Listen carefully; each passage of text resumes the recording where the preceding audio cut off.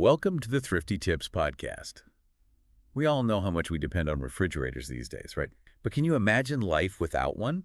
I know what you mean. That's everyday life for the Amish. Yeah. Which got me thinking, how do they keep pork fresh for months without relying on modern technology? Well, they've got this incredible knack for turning simplicity into a real strength. Like they've got these techniques that have been passed down for generations, working with nature instead of against it, you know? And let me tell you, their smoked pork, it puts most backyard BBQ attempts to shame. Okay, now I'm really intrigued. But let's break it down a bit. Yeah. We had this image of the Amish as being super resourceful, right? Right. But what are the actual methods they use to preserve pork without refrigeration?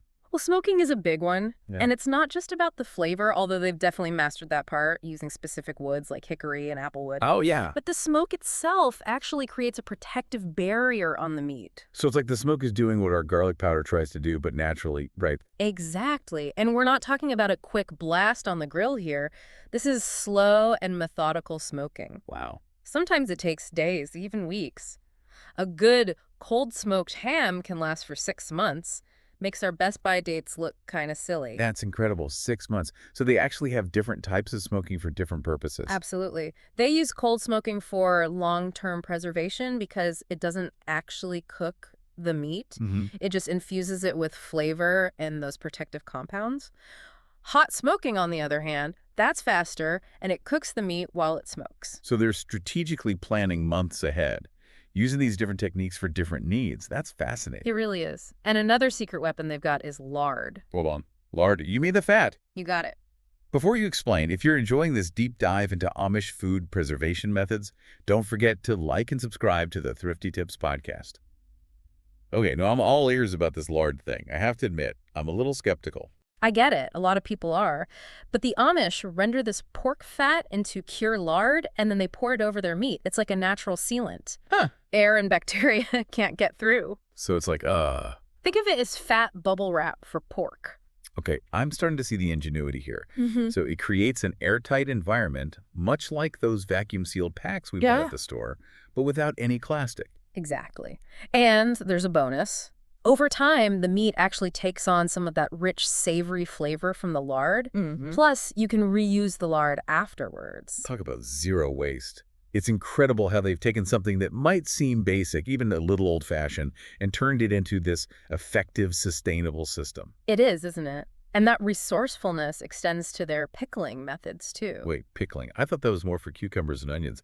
Do they actually pickle pork? Oh, absolutely. And not just pork. Really? Eggs, vegetables, even watermelon rind. They're masters of making things last, that's for sure.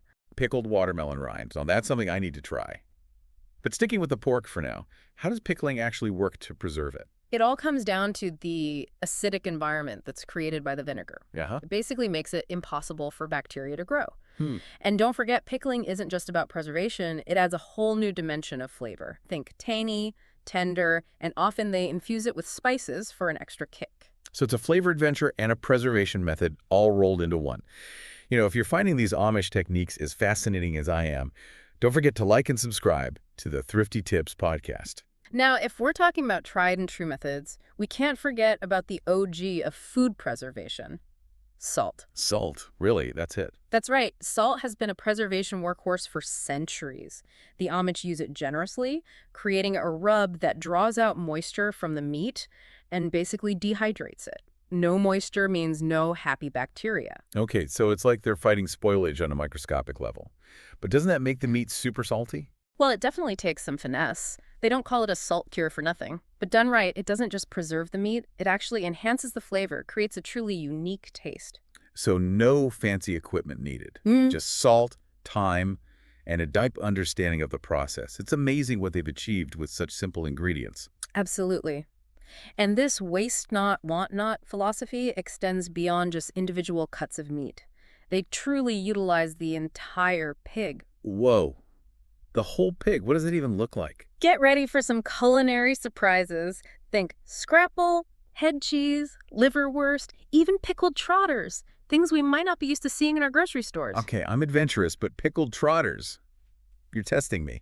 I know it sounds a bit out there, Yeah. but it really shows their commitment to resourcefulness. Yeah. Nothing goes to waste. And some of these dishes are surprisingly delicious, though I'll admit they might not be for everyone. It's a totally different way of thinking about food, that's for sure. I mean, we're so used to picking and choosing our preferred cuts, but they make the absolute most of every part of the animal. And that brings us to a really special event in the Amish community.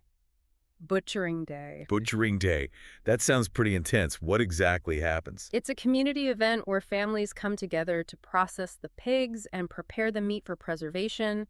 It's a mix of hard work, tradition, and social connection. It's like their version of a modern-day potluck, but with a much deeper purpose. You could say that. They work together, sharing skills and stories, passing down knowledge from one generation to the next. I can just imagine the scene.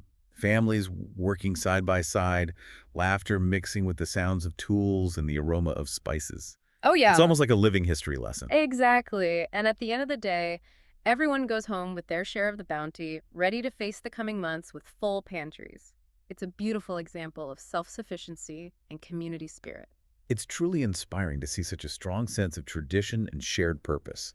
It makes you wonder if we've lost something in our modern, individualistic approach to food. It's a good question to ponder. Now, speaking of modern concerns, let's talk about sustainability. The Amish way of life, particularly their approach to food preservation, offers some powerful lessons in that area. If you're interested in learning about how the Amish approach to food preservation teaches valuable lessons about sustainability, be sure to like and subscribe to the Thrifty Tips podcast. Now, what are those lessons you mentioned?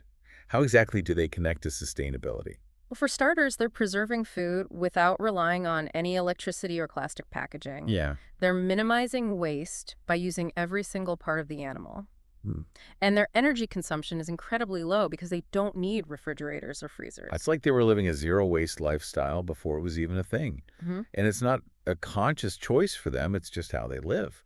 Makes Yeah. you wonder what we could learn from their approach. Absolutely. I think one of the biggest takeaways is that mindset, Yeah. that deep respect for resources. They don't take anything for granted. It's a far cry from our buy it and toss it Mhm. culture, isn't it? It really is.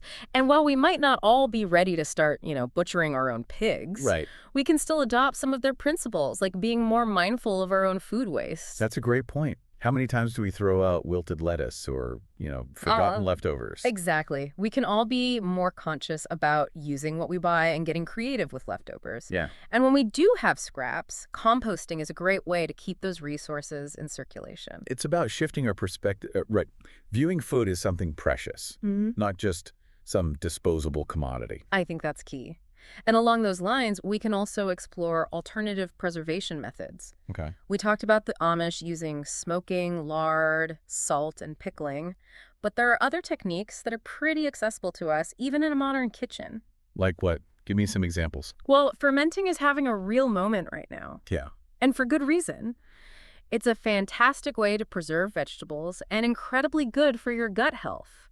You can make your own sauerkraut, kimchi, even fermented hot sauce. It's interesting how many of these traditional methods are now being rediscovered for their health benefits, too. Definitely. And dehydrating is another great option. You can use a dehydrator or even just your oven on a low setting to preserve fruits, vegetables, herbs, you name it. It's a great way to avoid those sad, mushy strawberries at the bottom of the fridge. Exactly.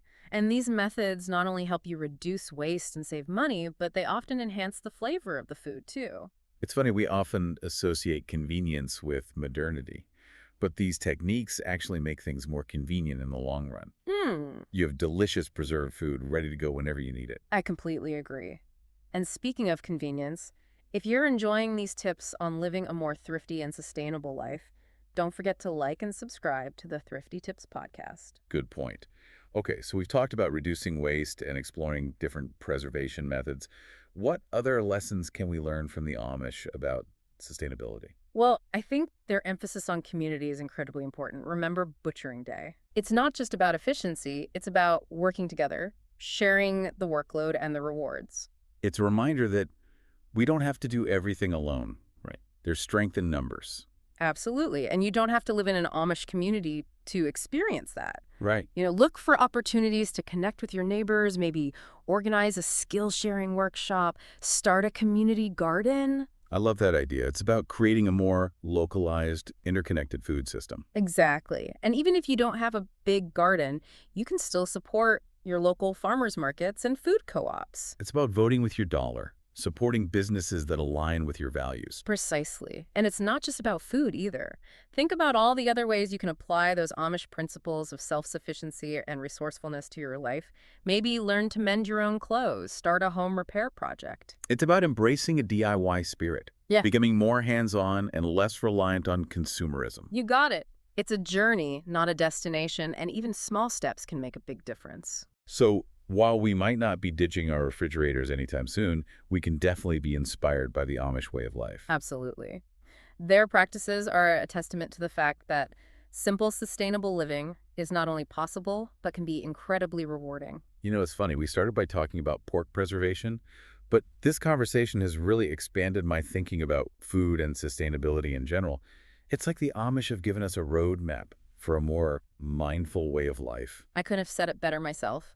And it's a roadmap that's available to all of us, no matter where we live or what our circumstances are. It's about taking those core principles, respect for resources, community, self-reliance, and finding ways to integrate them into our own modern lives. And who knows? Maybe we'll even start seeing more pickled watermelon rind at potlucks. Okay, now that's a trend I can get behind. Yeah, I think so too.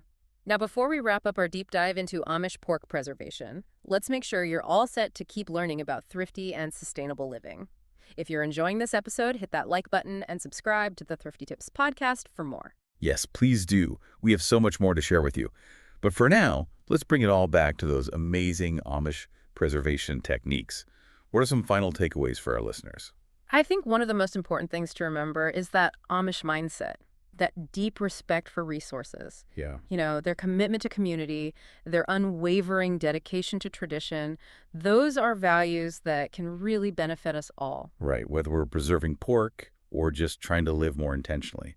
It's about slowing down, being more mindful of our choices, Yeah. appreciating the simple things, things that modern life often makes us forget. Exactly. The Amish remind us that there's another way to exist, one that prioritizes sustainability, self-reliance, and that deep connection to nature. So as we wrap up, what's one final thought-provoking question our listeners can ponder?